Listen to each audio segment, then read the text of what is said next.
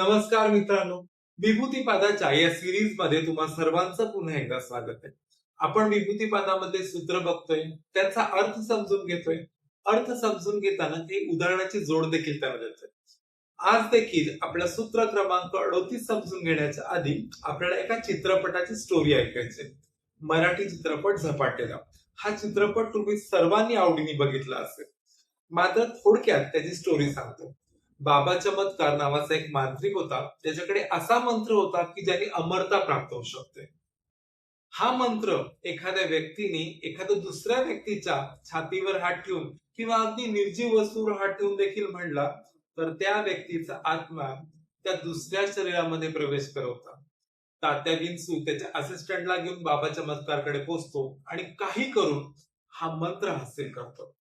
बाबा चमत्कार तो मंत्र देताना काचकूच करतो, पण तात्या विंचू तो काही केला मंत्र मिळवतोच.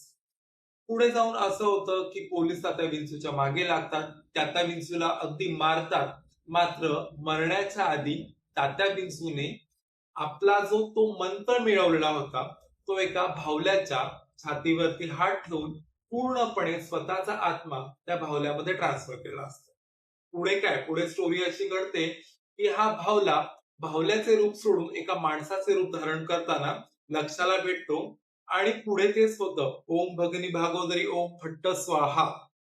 झपाटलेला चित्रपट त्या काळी अतिशय गाजलेला होता.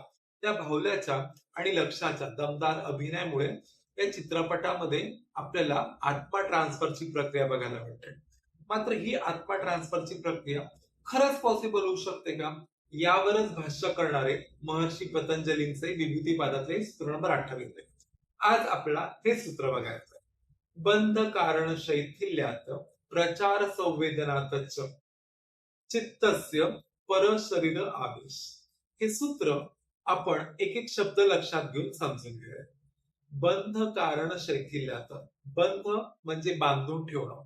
जेव्हा आत्मा हा शरीरामध्ये बांधून ठेवला जातो त्याचं कारण शैथिल्यात, म्हणजे आत्मा शरीरात का आहे त्याचं कारण जर शिथिल झालं, त्या कारणाचा समज जर लक्षात आला.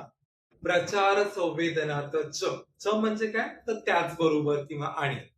प्रचार संवेदनात म्हणजे त्याचबरोबर व्यक्तीला जर मनाचा प्रवास कसा होतोय, नाड्यांची गती नक्की कशी आहे, आपण आपलं जे सूक्ष्म मन आहे, आपला जो आत्मा आहे तो बाहेर कसा नेऊ शकतो, सुषुम्ना नाडी नक्की काय काम करते, ही माहिती लक्षात आल्यावरती चित्तस्य पर शरीर आवेश.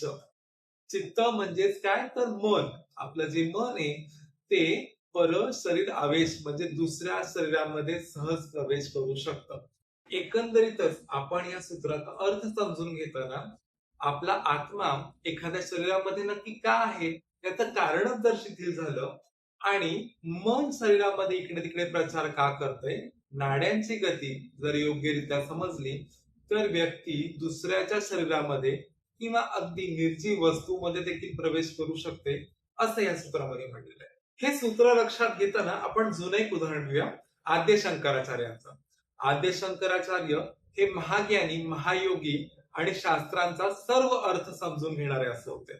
त्यांचा शास्त्रार्थ म्हणजे वादविवाद जेव्हा मंडल मिश्र यांची पत्नी भारती हिच्या सोबत झाला तेव्हा मात्र ते कुठेतरी मागे पडले. भारती यांनी त्यांना गृहस्थ आश्रमातले काही प्रश्न विचारले. सुरुवातीपासूनच अगदी संन्यासी असल्यामुळे शंकराचार्याने गृहस्थ आश्रमातल्या प्रश्नांचा लवलेश देखील माहिती नव्हता. ते 1 महिन्याचा कालावधी घेतात.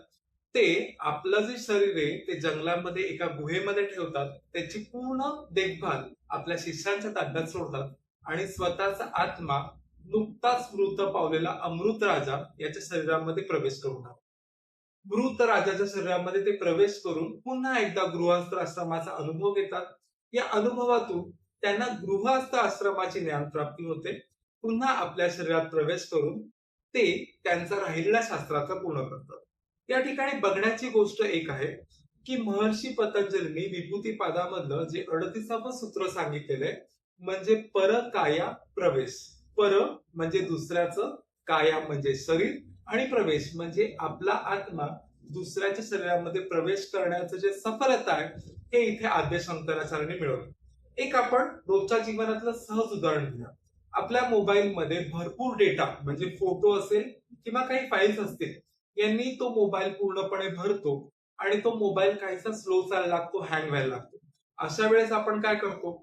हा डेटा, हे फोटो, ही माहिती म्हणजेच आपल्या मोबाईल मधली महत्वाची माहिती, आपल्या मोबाईलची जान असं देखील आपण त्याला म्हणतो. ही संपूर्ण माहिती कुठेतरी जपून ठेवण्यासाठी आपण ही सर्व माहिती, हा सर्व डेटा आपण कम्प्युटरवरती किंवा अगदी क्लाउड स्टोरेज वरती व्यवस्थितपणे स्टोअर करून ठेवतो.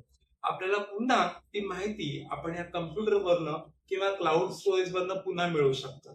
बघा, या ठिकाणी कम्प्युटर बदलला, मोबाईल बदलला, मात्र ती माहिती, तो डेटा आहे तसाच व्यवस्थित सुरक्षित राहिलेला आहे.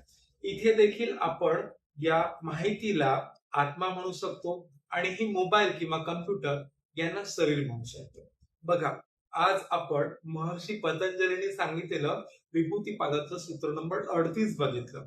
त्याच्यामध्ये आपण शरीर आत्म्याद्वारे कसं बदलू शकतो हे रहस्य उलगडून बघितलं. अशी बरीच रहस्य अजूनही बाकी आहेत. मात्र ही रहस्य तुमच्यापर्यंत पोहोचण्यासाठी तुम्हाला हा चॅनल सबस्क्राईब करायचा आहे.